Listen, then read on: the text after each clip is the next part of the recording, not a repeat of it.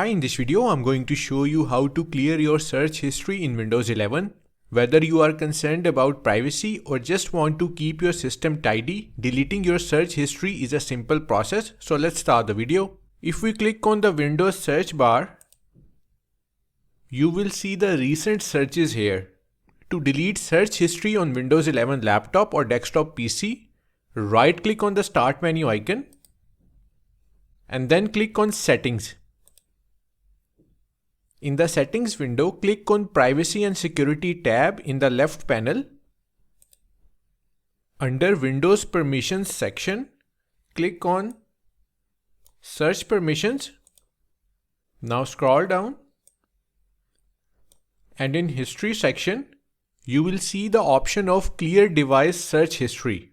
Click on it and all your Windows search history will be deleted. Now if you want to disable Windows search history option, then toggle this switch to off position by clicking on it. This way Windows will not save your search history. Now if we click on Windows search bar again, you can see the search history has been removed. So that's how to delete Windows 11 search history. Thanks for watching.